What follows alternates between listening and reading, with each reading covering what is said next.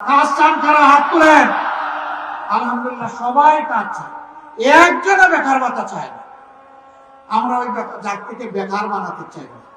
54 বছরের বস্তা পচা রাজনীতি, যেটা দুঃশাসন আর দুর্নীতিতে দেশকে ডুবাই ফেলেছে, চাঁদাবাজদের রমরমা ব্যবসা আর জনগণের যান যাওয়ার উপক্রম, সবাইকে নিয়ে বাংলাদেশকে একটা ফুলের বাগানে পরিণত করার সমাজ যারা গড়ার শপথ নিয়েছে, সেই 10 দলকে আপনারা সমর্থন করবেন। এটি জনগণের কলিজা আর সত্য। এদেশের মানুষ এগুলাই চায়, এর বাইরে কিছুই দেখতে চায় না। আমরা এই ঠাকুরদায় কথা দিয়ে যাচ্ছি, আল্লাহ যদি আমাদেরকে নির্বাচিত করে আপনাদের ভোটে, আপনাদের ভালোবাসায়, আপনাদের সমর্থনে সরকার গঠনের সুযোগ দেন, তাহলে বাংলাদেশের সব কয়টি জেলায় একটি করে মানসম্মত সরকারি মেডিকেল কলেজ গড়ে তোলা হবে ইনশাআল্লাহ। যারা বঞ্চিত হয়েছে সকল সুবিধা থেকে, তাদের দুয়ারে আগে চলে যাবে ইনশাআল্লাহ আগামী উন্নয়ন। নতুন রিন গভীর থেকে পরিষ্কার করে কাপড়কে রাখে নতুনের মতো উজ্জ্বল। নতুন রিন অ্যাডভান্সড পাউডার। আমরা বৈষম্য করব না, আমরা আল্লাহকে ভয় করব। আল্লাহকে ভয় করার কারণে বঞ্চিত মানুষগুলোর অধিকার প্রথমে তাদের হাতে তুলে দেওয়া হয়। ঠাকুরগাঁওবাসী, এর আগে দফায় দফায় আপনারা অনেককেই আপনাদের মূল্যবান ভোট, ভালোবাসা, সমর্থন দিয়েছেন। এবার বাংলাদেশ জামাতে ইসলামীকে নয়, এবার এই দেশের মুক্তি পাগল মানুষের 10 দলের একটা ঠিকানা, সেই ঠিকানাকে আপনারা ভোট দেবেন। আমরা একা বাংলাদেশ করতে পারবো না।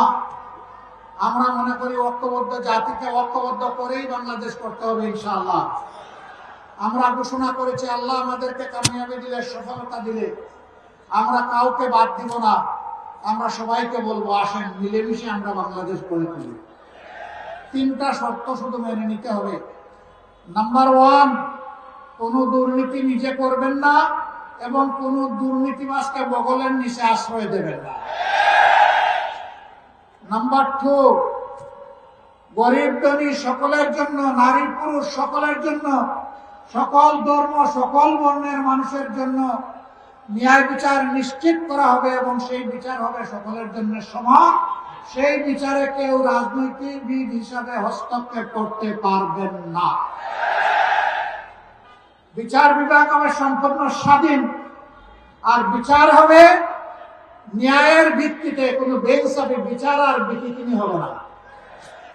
এইটা মেনে নিতে হবে।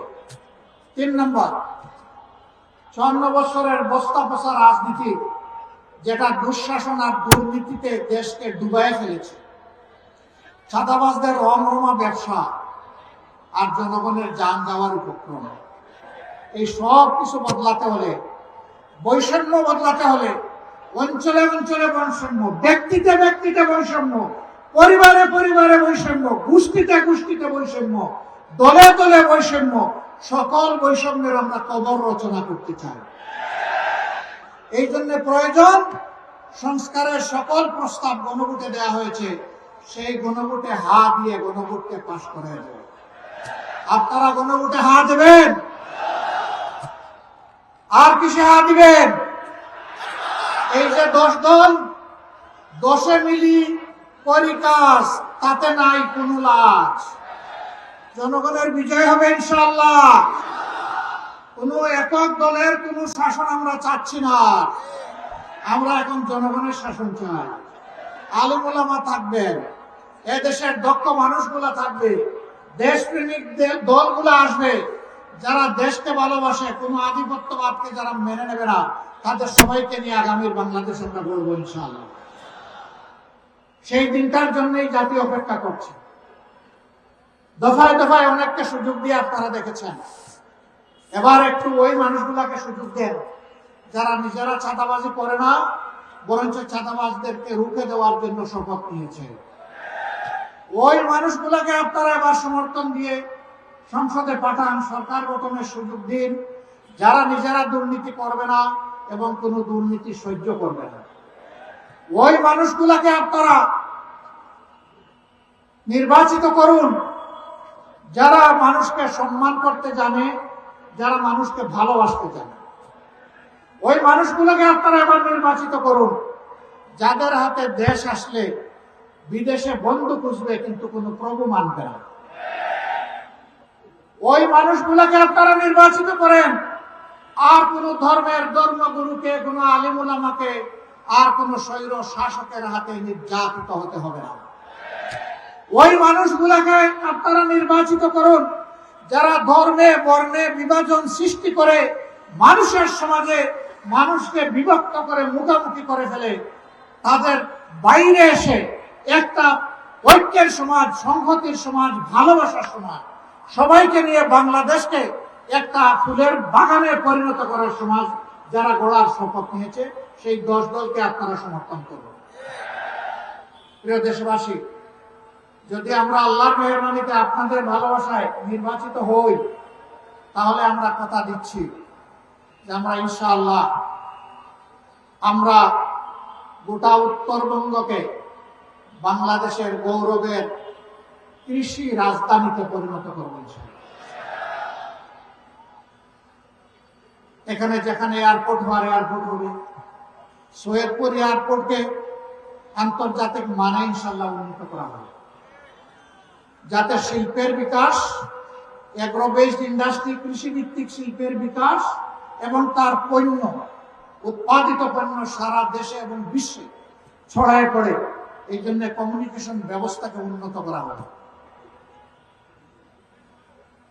আমরা আর দেখতে চাই না বেকারত্বের কষ্ট বুকে চেপে এখানকার সন্তানেরা রাজধানী ঢাকায় গিয়ে গলিতে গলিতে কষ্ট করবে, ঘোরাঘুরি করবে, একটা চাকরি পাবে না। আমরা চাই তাদেরকে দক্ষ জনবল হিসাবে গড়ে তুলে উন্নত শিক্ষা এবং প্রশিক্ষণের মাধ্যমে প্রত্যেকটি ঘরকে এক একটা ইন্ডাস্ট্রিতে আমরা পরিণত করতে চাই। বিশ্বে এরকম বহু দেশ আছে, জাপান আছে, ভিয়েতনাম আছে, চায়না আছে, তারা তাদের প্রত্যেকটা ঘরকে ইন্ডাস্ট্রিতে পরিণত করেছে। তারা যদি পারে, আমরাও পারবো ইনশাআল্লাহ। এই দেশের চেহারা বদলে যাবে শুধুমাত্র আমাদের যুবক যুবতীদের হাতে আমরা যদি কাজ তুলে দিতে পারি, সম্মানজনক কাজ, তাদেরকে কাজ তুলে দেওয়ার হাতে আগে যদি হাত তুলে আমরা গড়ে দিতে পারি। আপনারা জেনেছেন, দেখেছেন, আমরা ঘোষণা করেছি দক্ষ জনশক্তি গড়ার জন্য আমরা পরবর্তী চাকরিতে প্রবেশ করার আগ পর্যন্ত একজন কেউ আজানের জবাব দেবে। চাকরিতে প্রবেশ করার আগ পর্যন্ত পর্যাপ্ত ট্রেনিং দেওয়ার জন্য সর্বোচ্চ প্রয়োজনে একজন ছাত্রছাত্রীর পিছনে প্রতি মাসে আমরা 10,000 টাকা করে সরকারি কোষাগার থেকে ব্যয় করব। এরপরে তাদেরকে দক্ষতা দিয়ে বলবো, যাও এবার দেশ সেবা করো, এবার বিশ্বের যেখানে পছন্দ সেখানে যাও, গিয়ে দেশের জন্য তুমি কিছু করো। এরা আর বেকারত্বের অভিশাপে ভুগবে না। অনেকে বলেছেন বেকার ভাতা দিবেন, বেকার ভাতা অপমানের। আমরা তাদের হাতে অপমানের চাবি তুলে দিতে চাই না, আমরা সম্মানের কাজ তুলে দিতে চাই।